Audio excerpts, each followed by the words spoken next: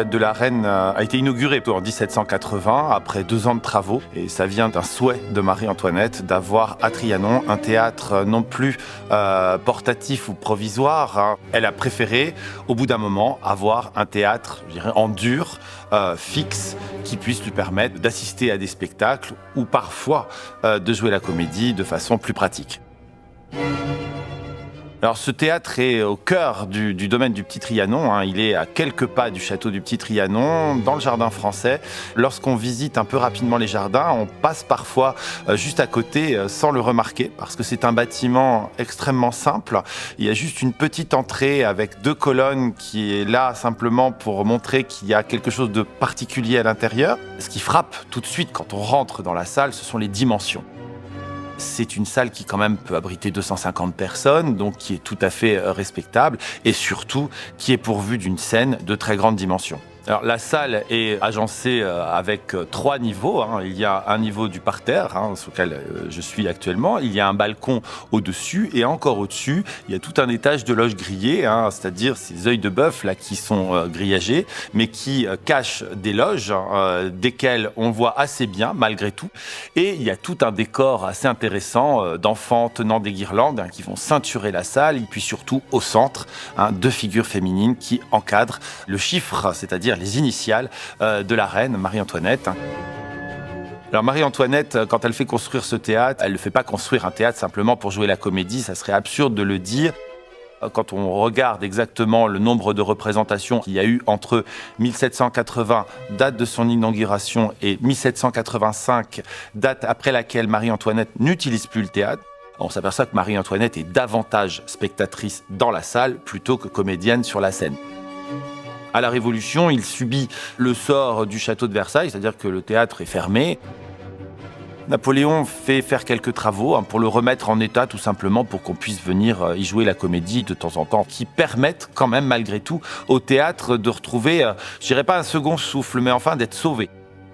C'est Louis-Philippe qui le réveille, alors il fait faire un certain nombre de travaux, alors là, qui vont modifier de façon assez importante la structure de la salle, du moins au parterre, et surtout, il va changer la physionomie de la salle en lui faisant changer de couleur. Louis-Philippe fait tout passer en rouge, alors cet état Louis-Philippe, il va durer 100 ans, jusqu'en 1935-36, et là on va refaire des travaux, on décide de remettre le théâtre dans son état du XVIIIe siècle, en suivant les quelques rares plans qui ont été conservés, et c'est pour ça qu'aujourd'hui, on a retrouvé l'aspect bleu, blanc et or du temps de Marie-Antoinette.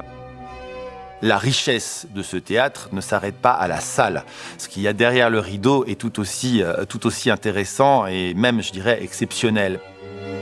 Ce théâtre, dès son origine, a été pourvu d'une machinerie assez perfectionnée, qui a très peu été modifiée. L'essentiel est encore présent et surtout l'essentiel fonctionne encore. Une machinerie du XVIIIe siècle en état de marche en France, il n'y en a qu'une et elle est ici. Et on a aussi la chance, encore une fois, d'avoir conservé au plateau, non pas les décors d'origine, mais des décors du XIXe siècle que le roi Louis-Philippe avait fait installer à Trianon.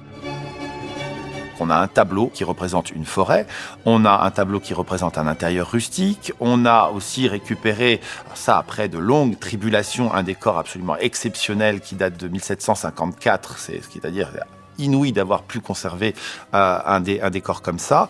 Cette salle aujourd'hui est considérée comme un musée, hein, fait partie du musée au même titre que les pièces du Petit Trianon, du Grand Trianon ou même du château de Versailles. Nous organisons très régulièrement des visites. Il y a sur le plateau une brigade de machinistes qui fait fonctionner les décors, de grands éléments, rentrer en coulisses, sortir, descendre des cintres ou surgir même du plateau, alors selon la grande tradition de la machinerie ancienne. Et dans un deuxième temps, le public est invité à passer sur le plateau pour rencontrer les machinistes et voir, là l'expression s'impose, l'envers du décor. Alors il y a des anecdotes, soi-disant, les spectateurs sortaient après avoir vu la reine jouer en disant que c'était royalement mal joué.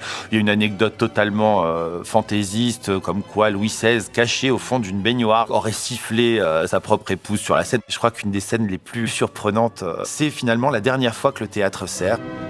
Nous sommes à l'été 1785 et il répète le Barbier de Séville de Beaumarchais. Cette représentation-là, qui est l'ultime donnée sur le théâtre de la Reine, va l'être en présence de l'auteur. C'est-à-dire que Beaumarchais est invité par Louis XVI à venir assister à la représentation de sa propre pièce jouée par la Reine de France. Là, on a une mise en abîme assez étonnante et je pense toujours dans ces cas-là, quelle a été l'idée de Beaumarchais en se trouvant là? Est-ce que c'est le courtisan qui a été absolument ivre d'être invité comme ça à cette représentation privée, ou alors est-ce que l'auteur n'a pas un peu souffert de voir sa pièce? Alors on ne sait pas si c'est bien joué ou mal joué, mais peut-être qu'il a peut-être des petites crispations en voyant certaines maladresses des auteurs. Ça c'est ouvert, on peut imaginer tout ce qu'on veut, mais je trouve que c'est un tableau qui est quand même assez étonnant.